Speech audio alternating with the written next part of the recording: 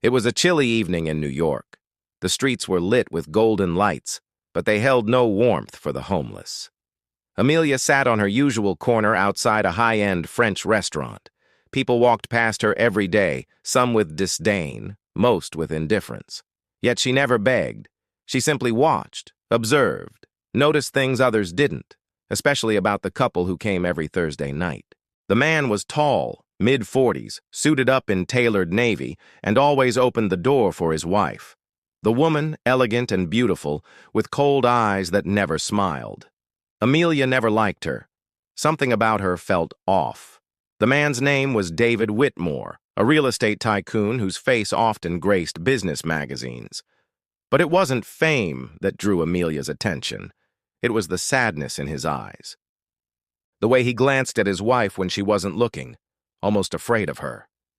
One Thursday evening, something shifted. David came alone. No wife. He looked pale, stressed. He ordered a drink and sat quietly. Amelia watched from her spot. An hour passed. Then she did something she'd never dared to do. She approached him. "Sir, I'm sorry to bother you," she said gently, "but I need to warn you about your wife." David turned, surprised.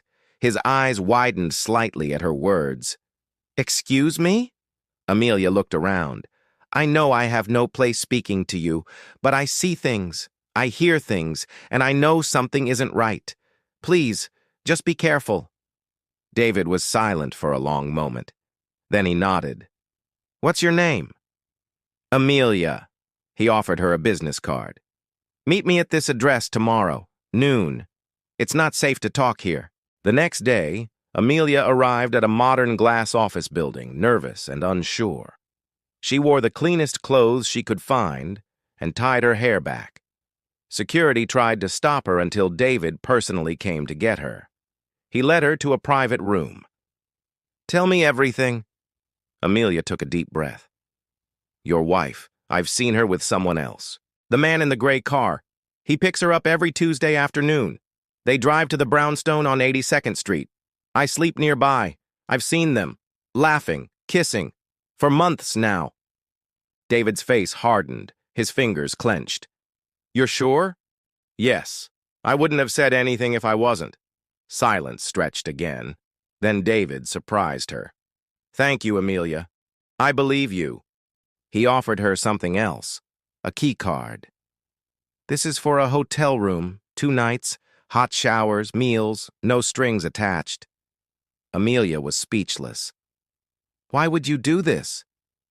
David looked away. "Because sometimes the truth comes from the places we least expect." But what Amelia didn't know was that David already suspected his wife. He had hired private investigators before. What he didn't expect was confirmation from a stranger in rags. That night he followed his wife, and everything Amelia said was true. The betrayal shattered something inside him, but instead of confronting her, he remained silent. He needed time. He needed answers. Why would his wife betray him? Was it just lust or something deeper? The next day, David returned to the hotel where Amelia was staying. She had showered. She looked different, but her eyes remained kind and cautious. "Would you work for me?" he asked. Amelia blinked. "Doing what?" "Observing, watching. I need eyes I can trust." And so began the strangest partnership. A billionaire and a homeless girl turned personal informant. Together, they unraveled secrets. Amelia proved to be more than David ever expected. Discreet, sharp, and with an eye for patterns no bodyguard or private investigator could spot. What started as simple observations quickly escalated into a deep dive into a carefully constructed facade. David's wife wasn't just disloyal. She was calculating. Amelia tracked meetings with a lawyer, quiet visits to a private bank, and regular rendezvous with a sharply dressed man. This man never used the front entrance, always back alleys, service elevators, or unmarked vehicles. Amelia memorized license plates and picked up on code names whispered at street corners. She overheard snippets: liquidate, anonymous transfer, and, chillingly, final asset disposal. The asset, she believed, was David. Terrified, she returned to David with her notes. "She's planning more than a divorce," Amelia said. "She wants you ruined." David was stunned, but not entirely surprised. The woman he once loved had become a stranger. They devised a trap.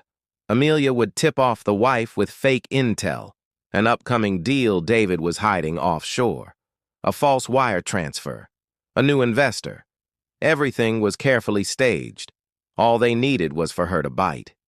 But the night before it was set to unfold, Amelia disappeared. David called her. No answer. Her apartment was open, lights flickering, furniture scattered, no signs of Amelia, just a message painted on the mirror. "She warned you." A burner phone rang the next morning. "Midnight. Pier 19. Come alone if you want to see her alive." David arrived without security. The warehouse stood silent under a blood-red moon. Inside, Amelia was tied to a chair, bruised, weak but alive. Across from her stood his wife, elegant, dangerous, a cold smile on her lips. "You really thought you'd outsmart me?" she said. David didn't flinch. "Sign over your assets," she ordered, "or she doesn't leave this room." From the shadows, a man lifted a gun. Red light from a camera blinked above Amelia's head. David stepped forward, slowly reaching into his jacket. "You should have looked up," he said calmly. "What?" "That light isn't recording. It's streaming." Sirens screamed outside. Flashlights lit the warehouse as SWAT stormed in. Screams, scuffles. The gunman was tackled. His wife was dragged away, her silence shattered by rage. Amelia fell into David's arms. "You came," she whispered. "Always," he replied.